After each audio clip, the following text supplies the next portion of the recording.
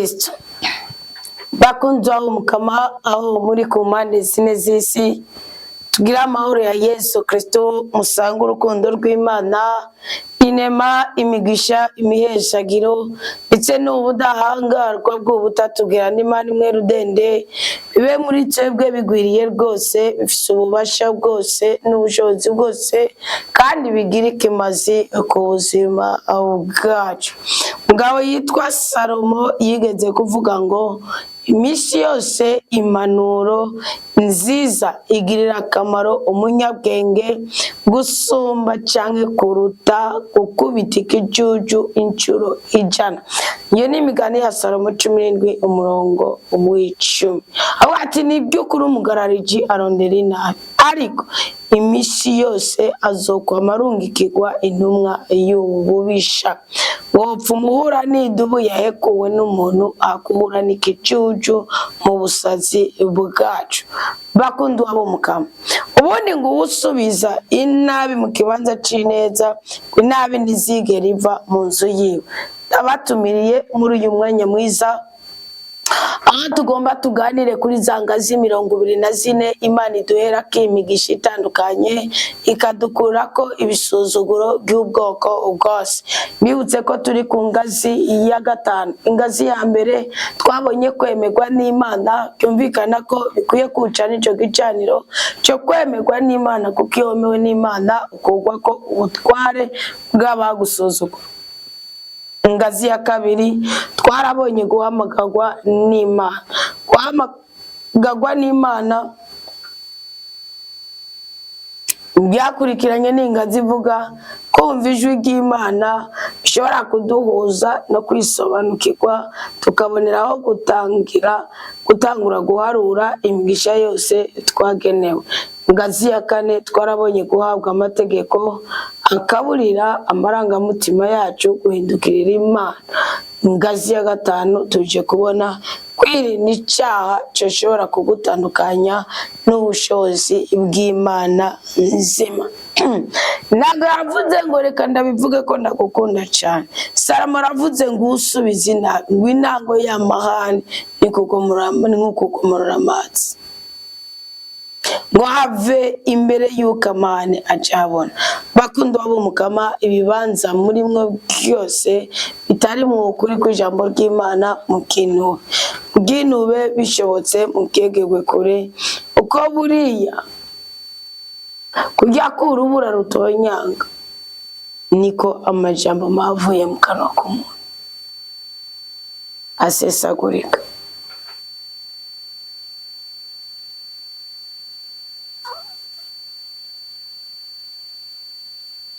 Ibintu byose tubayemwo muri ubuzima bwa buri munsi Imana yabiduhaye ko akarorero. Nico gituma itubwira ngo nimwirinde. Turiko turasoma mu kigabane ca 30 ururirimbo Musa Imana yasize mu kanwa ka Musa kugira ngo arurimbire abanyisirayeli imbere ya Yozuwe abone kuduga ku musozi yiweze Kanani, ariko abyumve ko atazoyinjiramwo Imana izoce mwicira. Ubwo ruririmbo ariyo igipande gisa n'ingereza kivuga ngo ugucumura kwawe, ubugaba bwawe, ubugone bwawe nibwo buzotuma ndakuva iruhande nk'Imana yawe, kandi uzicuza nawe uze kundondera nk'umubyeyi wawe ngo ariko ntuzombona.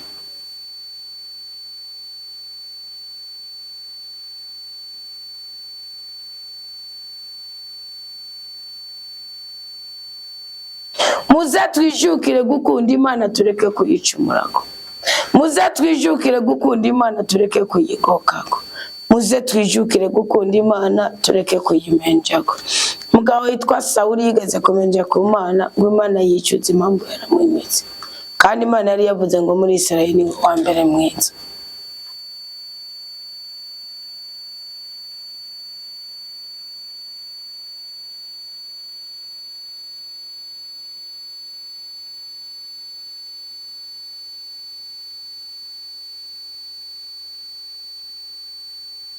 Imana yo yiri nk'ijo y'ubuzima bwacu.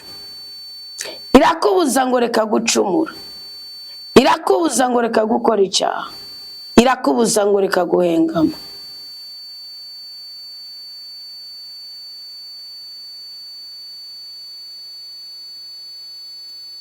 irakubwira ngo ni jewe nakuremye, ni jewe naguhetse ku mugongo, ni jewe naguteruye.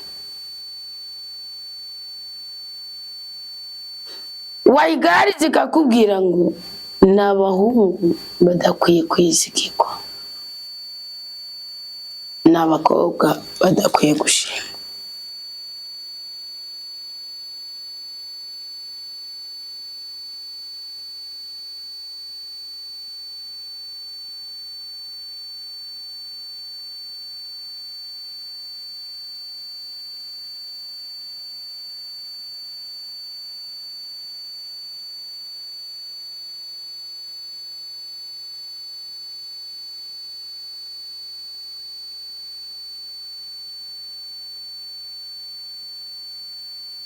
Imana nimutera koba, Imana nimutananirwa.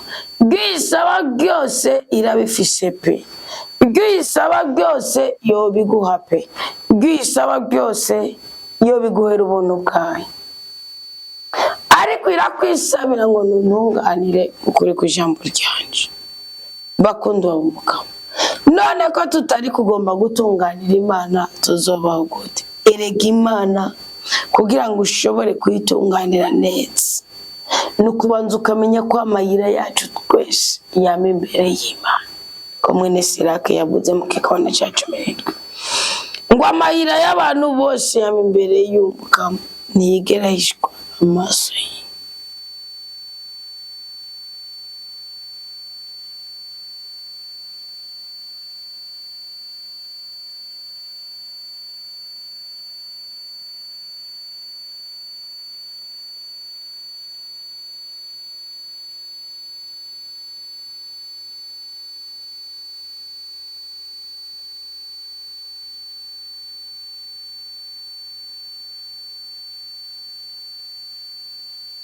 Nta nzira n'imwe yawe, nta nzira n'imwe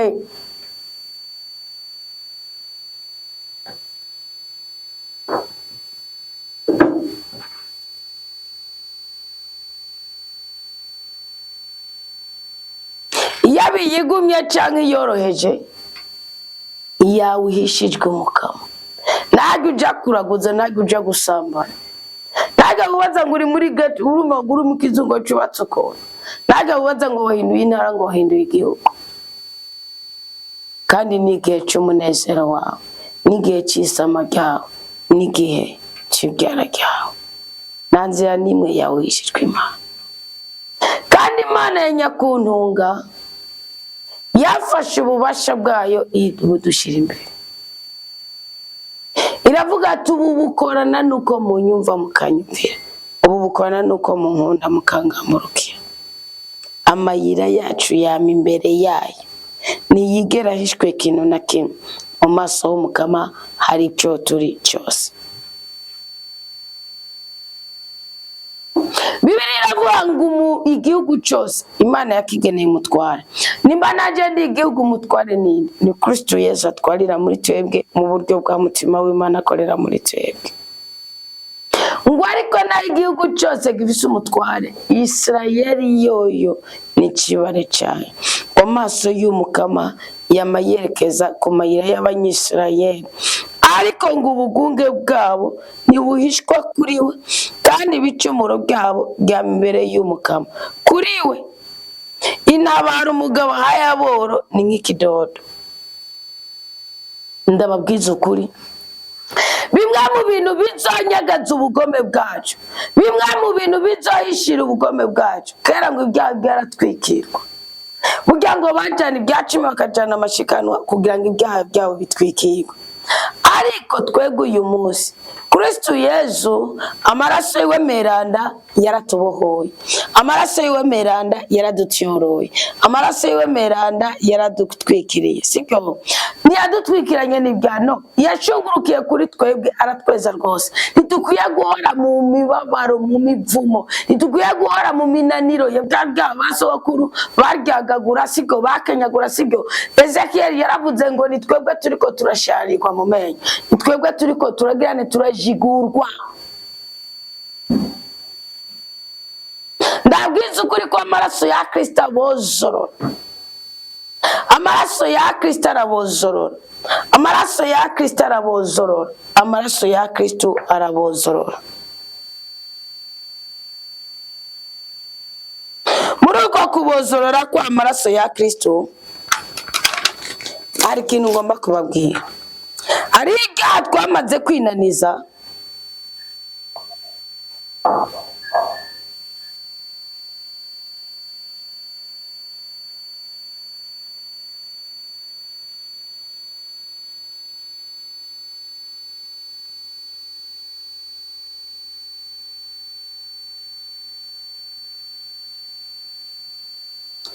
ari ibyaha twamaze kwishiramo ko tudashobora gutandukana nabyo.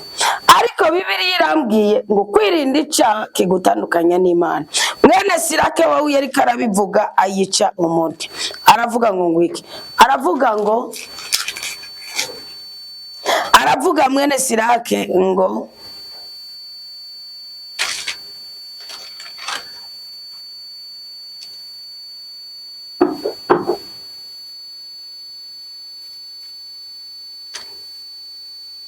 ngo mwana wanje 21 ngo waracumuye ntuzusubire kandi urasaba ikigongo cy'ibicumuro byawe bya mbere, kujya uhunga inzoka uhunga igicumuro, kuko niyo wacegera kizogukomora. Ngo amenyo yacu ni nk'amenyo y'intambwe yica ubuzima bw'abantu, ubugome bwose umeze nk'inkota y'ubugi bubiri, kandi uruguma rwabwo ntirugira umuti. Cyose ubugome, icyaha, ubugunge, akarenganya, sibyo ibyo bintu biza bizanye uruguma runuka, igisebe.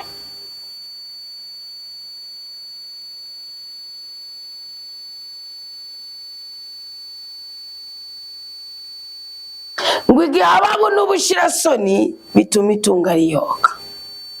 Uko niko inzu y'umunyabwishime izosenyuka, kandi ubwishime ni icyaha cya mbere kiri hagati y'umuntu n'Imana, kiri hagati y'ijuru n'isi. Nimukange guhanurwa.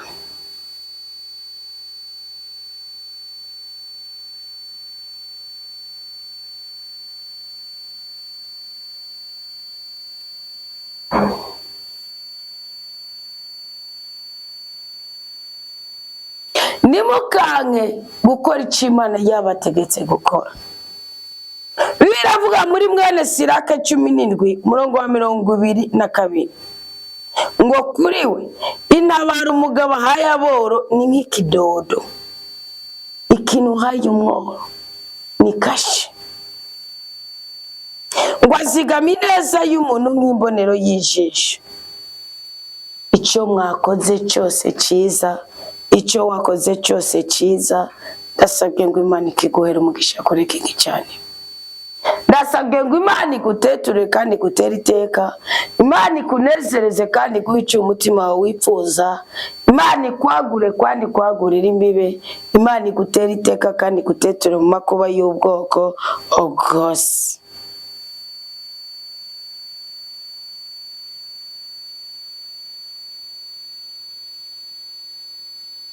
Wamana uzigama ineza y'umuntu nk'imbonero y'ijisho ryawe. Raba rwiza amashikanwa y'ubwoko bwawe, aheza dufasha dutandukanye n'ibyaha bishingiye ku biheko by'abasokuru none biguma bikwega amarangamutima yacu.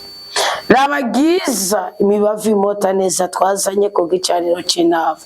Twaragusezeranye ko muri byinshi no muri bike tutazongera kukurya genye cyacu, ko twasanze irembo rizana na mwumugisha ritari mu muvumo cyangwa itandukana n'umuvumo n'ivyo wawe.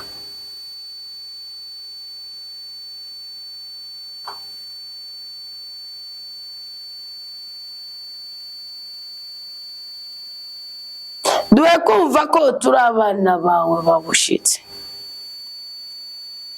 Shingira ku bya 10 n'amashikanwa yacu, ushingire ku twigoro, ushingire ku dukwi dukomoka ku mutima wacu.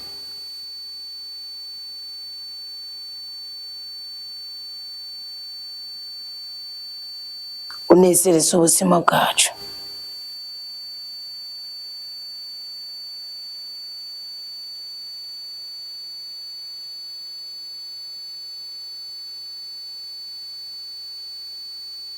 waratwemereye ko ibyo Yesu uzohaguruka ukaduhemba ugashira impembo yawe ku mitwe yacu.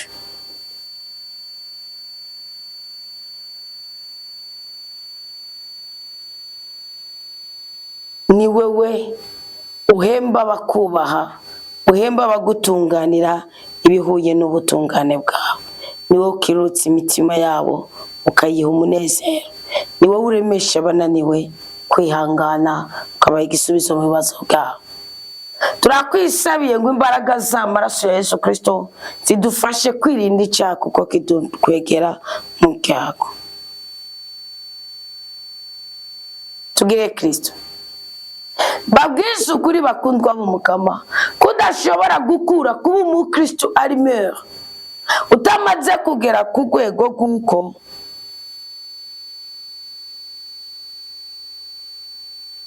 umenye ubukuru bw'Imana n'ingene bukora.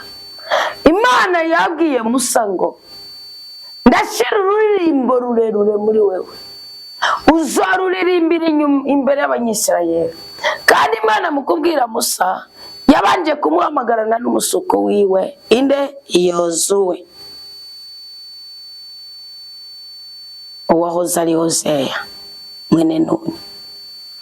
Ibabwirira hamwe mwihema irabwira Musa ngo ni Yozuwe burya yarose amatangazo y'Imana ibika urupfu rwa Musa kandi Imana ikabika. Yatanguye kubura urupfu rwa Musa. Imana iri kumwe na Yozuwe na Musa mwihema gihonaniro. Ari Imana abwiye Musa ati nzanira Yozuwe umusuko wawe. Yongera ibika urupfu rwa Yozuwe mu kigabane cya mbere cy'igitabo cya Yozuwe. Ari amajambo ari mu gitabo cy'amategeko guteka kwa kabiri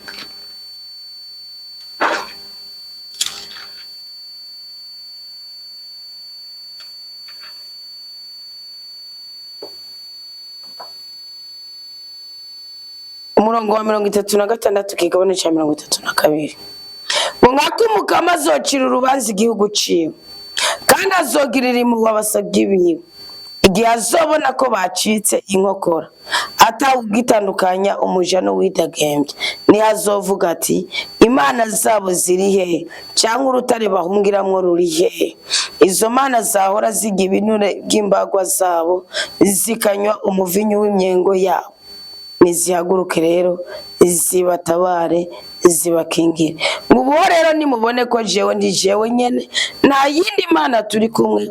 Ni jewe nica, ni jewe nanga ubuzima, ni jewe nkomeretsa, ni jewe nkiza, nta wunyaka icyo mfise mu minwe.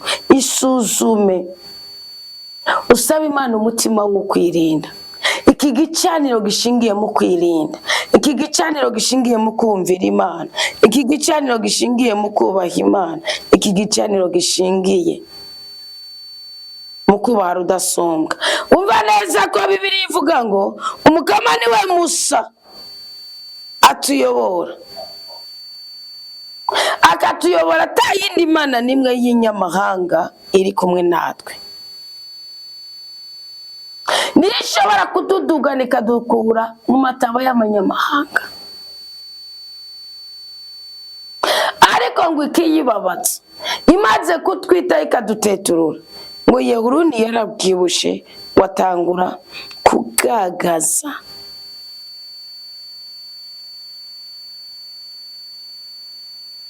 Ngo Yehuruni yarabwibushe aratatagara abamaheru aheba Imana yamuremye akengera urutare n'umukiza. Gukora icyaha ni gukengera itegeko ry'Imana, kubabatsa Imana. Banza muze tumenye ubukuru bwa rudasumbwa, tumenye ububasha bwiwe, tumenye ubushobozi bwiwe, tuzoba duhiriwe. Mwene Sirake 18 yaravuze umurongo wa mbere ngo uhoraho imyaka yose yaremye ibintu byose hamwe. Umukama Musa niwe azokwitwa intungane. Reka kwihagararako, reka kwitera iceke. Niwige burya kwigumya nicyo kintu cya mbere kizogufasha kwisuzuma ukirinda gukora icyaha kigutandukanya n'ububasha bw'Imana. Irinde gukurikira ibyifuzo bishingiye ku irarira ryawe. Tera intambwe wige gucubya umunoho wawe ushingiye ku bigaragara.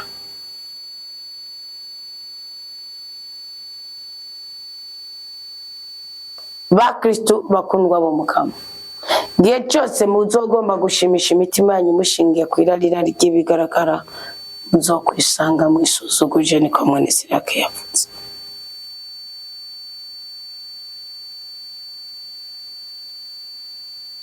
Twaracumuye mu kugira iminsi mikuru mu mafaranga tuguranye, icyo kintu kirasesema Imana, niko mwene Siraki avuze. Ngo ntukaryoherwe n'ubwinshi bw'itunga, kugira ngo ntugwe mu bworo bw'ubwishinzi. Wave wirengagiza icyo Mukama yagenye, wava umaramara. Ntukikokore mu kugira umunsi mukuru mu mahiruguranye, kandi utagirana mu mufuko. Umukozi w'imborerwa ntazotunga, uwugaya bike nawe arateba agakena. Umuvinyu n'abagore birazimiza incabwenge, uwishinga abagore b'abasambanyi ntacaheza ngo yibange nta n'icyo agerako. Azotahira ukubora n'ukuribwa n'inyo, kandi umuntu ataco yibanga azocibwa.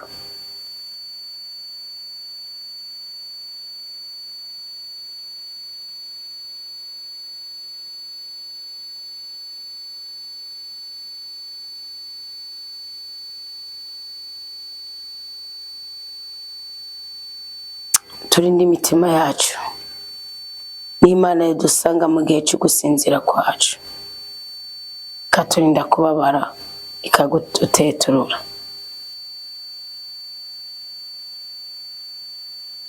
Namushaka kudacumura ku Mukama, igakwicungera. Menya ubukuru bw'Imana, menye kwisuzuma, wige kwicungera. Bibiliya ivuga ngo mbese ninde azoshira umureretsi ku munwa wanje, agashira ikidodo c'ubukerebutsi ku minwa yanje, kugira ngo sindirimuke kuberayo, kugira ngo n'ururimi rwanje ntirunkwegere urupfu. Mukama, wewe dawe n'umugaba w'ubuzima bwanje, ntundekere mu migambi y'iyo minwa yanje, kandi ntureke ngo nirimutse. Iyo wari uwundi wo kwitandukanije n'amajambo ahumanye, kitandukanya n'indahiro, kitandukanya no kwijajara. Ngo ninde azogorora ibyiyumviro byanje, igicano ca studio restaurant kamera Kristo ni buzima kirahari. Ntuhone ntucube ntucuke, agaha umutima wanje indero y'ubwitonzi, kugira ngo ntagirire impuhwe ibyaha bivuye ku bujuju bwanje, kugira ngo kandi ntiyigere yihanganira ibicumuro by'iyo minwa, kugira ngo ibyaha byanje byoye kongerekana, ibicumuro byanje byoye kugwirirana, kugira ngo singwe imbere y'abangwanya umwasi wanje nyigambe. Byumvikana ko iyo twijajaye, iyo dukoresha ibihimba byacu nabi, iyo tuvuga uko dushaka, iyo twicara aho dushaka,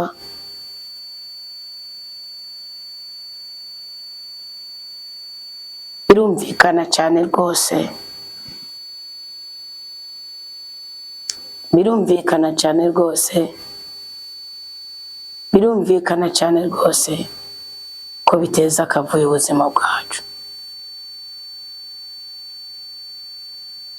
ko biteza akavuyo ubuzima bwacu.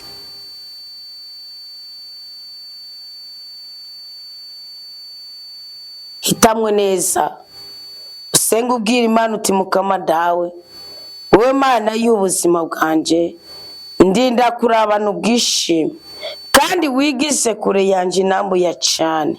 Inda ndende n'icyifuzo cy'ubusambanyi ntibikanyizezire, undinde umutima ushira isoni mu izina rya Yesu Kristo mbintungane. Amen. wige kwicungera.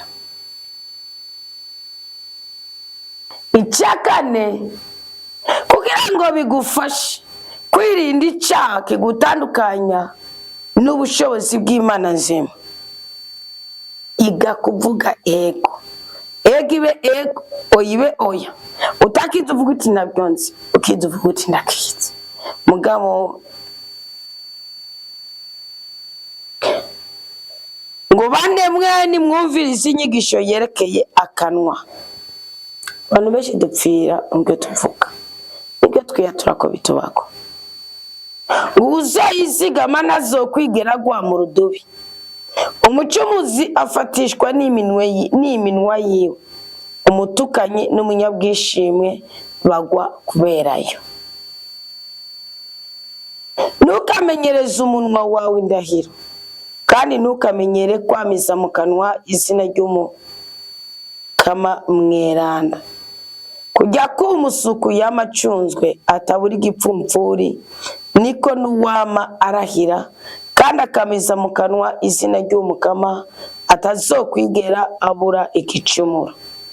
Umuntu arahira kenshi yama mu bugarariji, ikimoko ntikizokwigera kivirira inzu yiwe. Twumvikana ko iyo ukunda kurahira birangira Imana igutereranye n'ibibabaza n'ibigiya n'ibimomora n'ibirandura ubuzima bwawe bwishimye, kuko birangira Imana iguteterereje ku mugaragaro. Umuntu arahira kenshi yama mu bugarariji, ikimoko ntikizokwigera kivirira inzu yiwe. Arahiye yihenze abacumuye, arahiye ku kagagazo naho abacumuye kabiri. Arahiriye ubusa nazogigwa umwere, kandi inzu yiwe izokuzura amaganya. Mureke gupyondapyonda ibyo mupyondapyonda.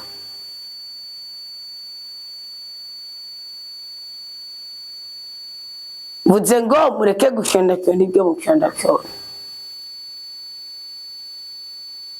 Ndongenda siyo wamvuze ngo mureke gupyondapyonda ibyo mupyondapyonda muforomozi bitare.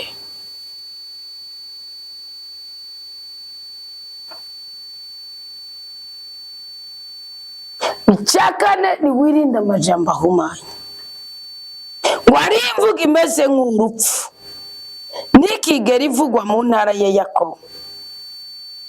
Nkako abayobokamana baca kure y'ibyo byose, kandi ntibiva yanga mu icumuro. Nambura umuyobokamana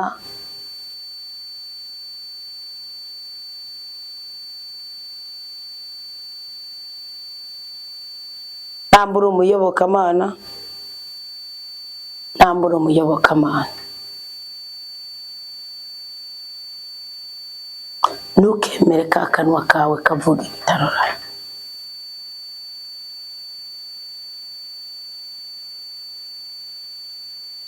Ntukemere kwa kanwa kawe kavuga ibitari byo.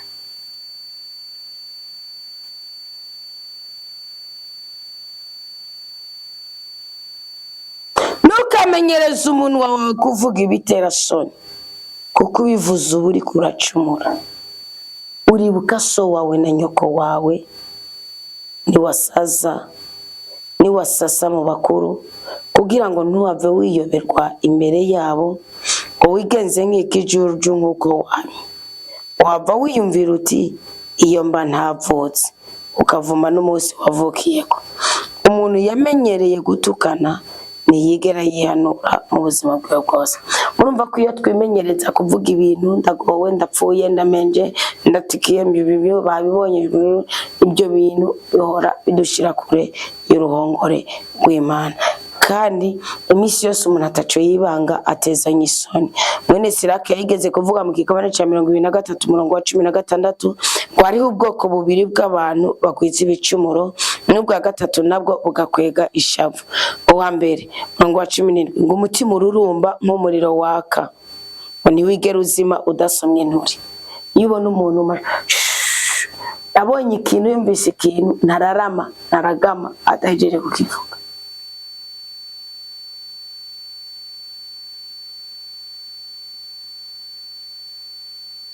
abonye ikintu yumvishe ikintu umutima we ntutuza adaje ukivuga bwiza.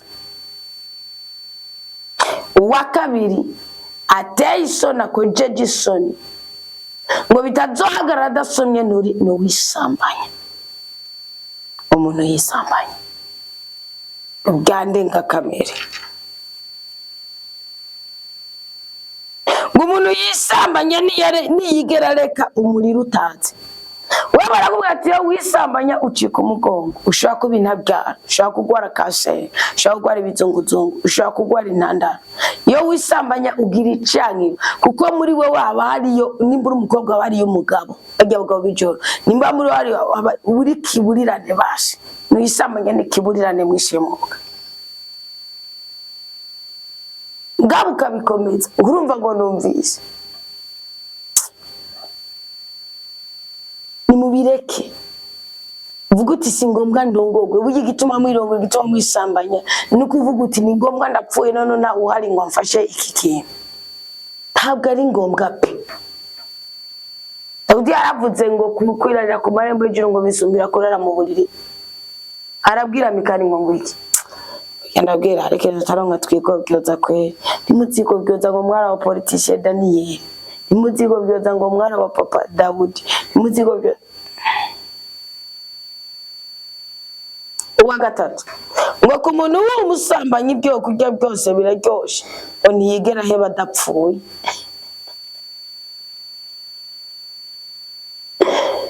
Bagusambana ntiwigera heba udapfuye. Umuntu arenga ibigo yibwira mu mutima ati ninda mbona ndi mu mwijima, impamwe nazo zirangingiye ko impome zacu zirarirwa no guteka, bisigura ko natwe ubwacu tuzibona ikintu. Una numwe mbona notinyiki udasunga nazo kwigera yibuka ibicumuro byanje. Kandi dini ryarabisha Imana ngo nyene nguri imbabazi, ndababwije ukuri y'igicumuro cyamana kikamari cyaka indirimba kabiri gatatu. Imana iragereye ukayisheshema ati simbabaye bimasamba bayimbabazi. Amaso y'abantu niyatinya, namenye ko amaso y'umukama arusha izuba akumurika inshuro 10,000 mu kwihweza inzira zose z'abantu no mu kwitegereza gushika no mu twigobeko twishije. Umukama yarazi ibintu byose bitararemwa, naho bimariye kuremwa nuko nyene arabitsi. Umuntu ayoberwa ibyo azohanirwa mu mabarabara y'igisagara kandi azofatwa atarabyiteze. Urumva ngo umuntu yirengagiza ukuri.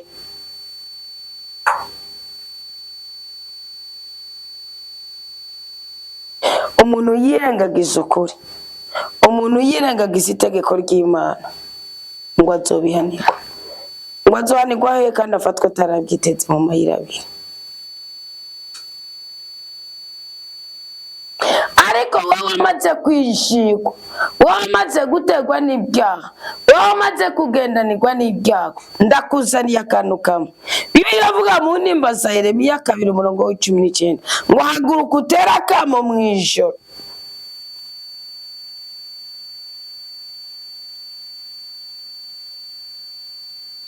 Wagengene batanguye guterama,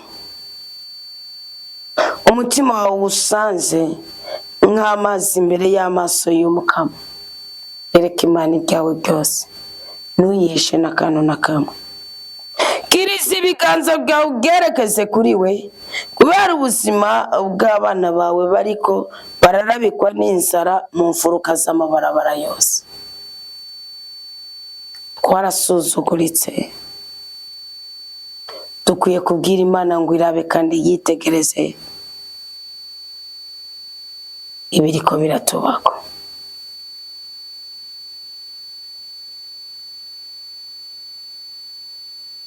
Kandi umukama areka ibyonyi bitubeko, akora ibyo yategekanije, akarangura ijambo yari yarashinze kuva na kera na rindi, agasenyura atakigongwe, agatuma umwasi atwigamba, akongereza ubukomezi bw'abatugwanya.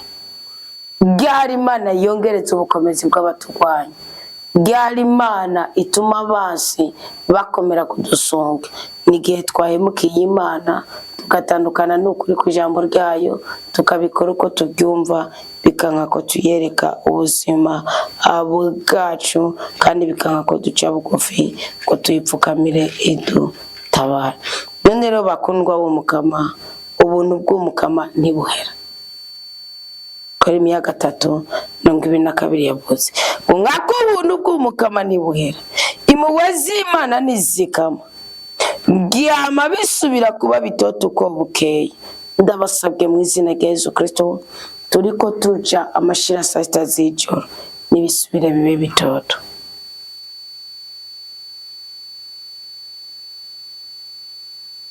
Ubudahemuka bwawe Mukama ntibugira ingero.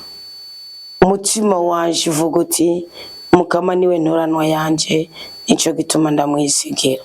Mukama ni mwiza kuba umwizeye no ku muntu amurondera. Ni byiza kwizigira winumiye urukiza rw'Umukama. Ni byiza kwizigira, ni byiza kwizigira winumiye urukiza rw'Umukama. Ni byiza ko umuntu yikorera umutwaro wiwe akiri muto.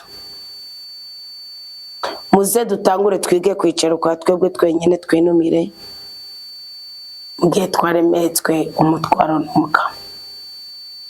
Azabikora ariko aratugeza cyangwa ariko araduhana, ariko mugwiza umwizera.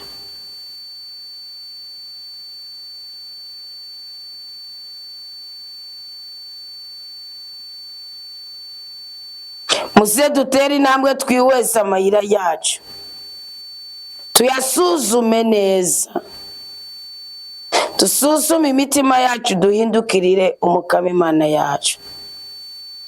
Haguruka n'ahari mu ijoro, nawe ukiri ingumba, nawe ukiri umurushwa, nawe ukiri umukene, nawe ukiri umutindi, nawe ugifise icankiro, nawe ugisuzugurikiriye iwanyu. Ahaguruka, ahaguruka, ukirutse umutima wawe kandi ukirize ibiganza byawe, ubyerekeze ku Mana ibyagiye mu ijuru, usabe ikurobe, uyisabe igutabara. Erega twari twarayobye, erega twari twaragararije kuri kw'ijambo ryiwe, erega Imana nayo ntiyari yatugiriye ikigongwe. Mukama gira ikigongwe twibuka ubwoko bwawe. Mukama gira ikigongwe twibuka abasabyi bawe. Mukama, kera amenyo yacu yari yahongaguye urucekeri,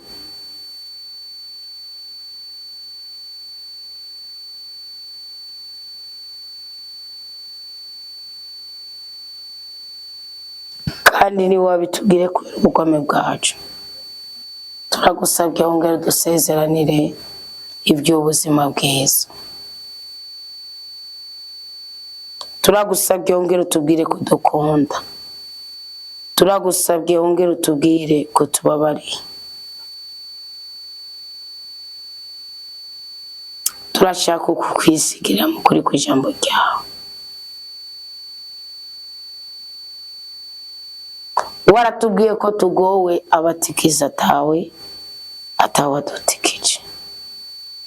Waratubwiye ko tugowe twebwe abahemuka atabaduhemukiye. Watubwiye ngo nitwaheza guhemuka wewe nyene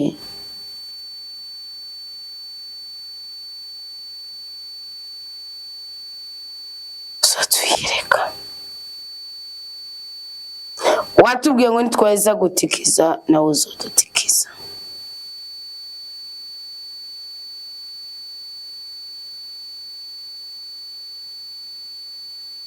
Mukama tugirira imbabazi, ni wewe twizigiye. Nutubera ubukomezi kuvana bugica, utubera urukiza mu gihe cy'amaganya.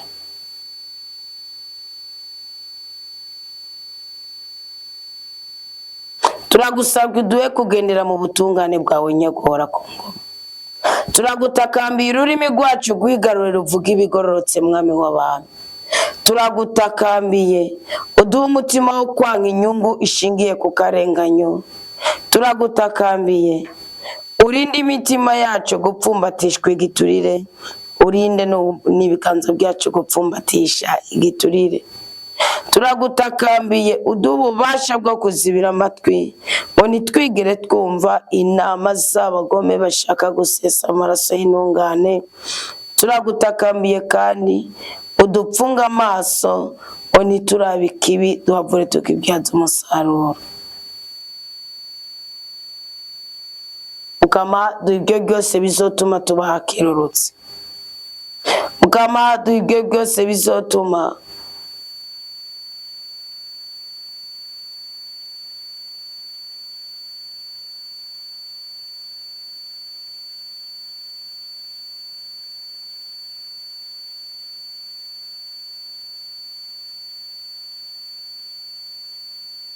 turagusabwa urandurane n'imizi ubugome buzana ukutakubaha. Ehezagira ubuzima bwacu, ehezagira urubyaro rwacu, dutandukanye n'agahinda, duhuze n'agahimba.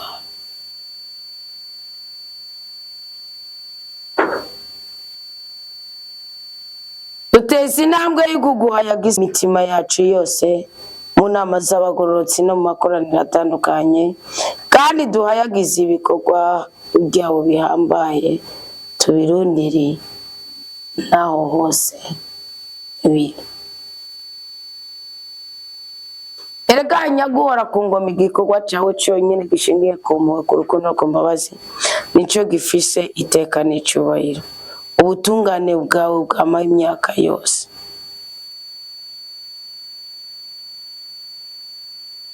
Ni wowe ugaburira abakubaha bose, ni wowe wibuka isezerano ryawe na naryo, ni wowe washoboye kureka twebwe igihugu cyawe ukaturekera n'ububasha, ubwenge n'ubwitonzi bishingiye ku bikorwa bitandukanye.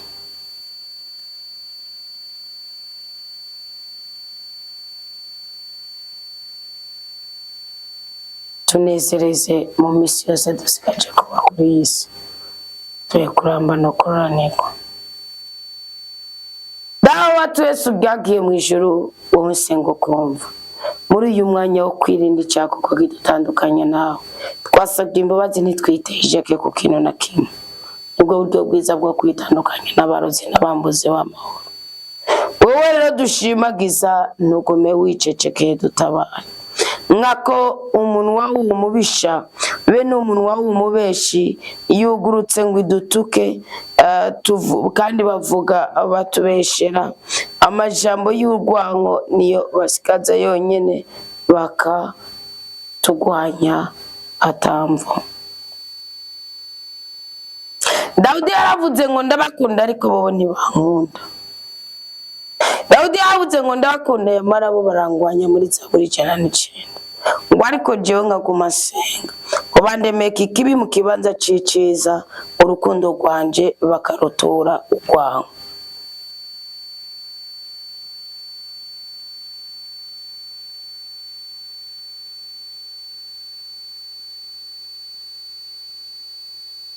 Tubabarira utwambura umutamana w'umuvumo, utwambika imitamana y'imihezagiro. Turakwishikanye ko, turagushimiye, turagukengurukiye, turakunezerewe, dutabare. Tunezereze, turinde kubabara, utwagura imbibi, uduhe iby'imitima yacu yifuza. Mu izina rya Yesu Kristo duhabwa umugisha no mu bwiza bw'ubwoko bw'Imana. Twirinde icyago kuko kibyara icyago. Imana iduhuze n'ukuri n'ubwuzure bw'amasezerano yose tuhasezerano isitararema. Mu izina rya Yesu Kristo natuye neza nkavuguruza indabiko ubuzima bwacu. Abagwayi mukira, ababoshe mu buhoke, abarushiye mu ruhuke, ikigicaniro c'intava gisasagare kandi umubavu mota neza ugere mu ijuru kwa data. Amen, amen, aleluya. Imana itwishimire. Komera Kristo ni muzima kandi agira neza byose. Amina.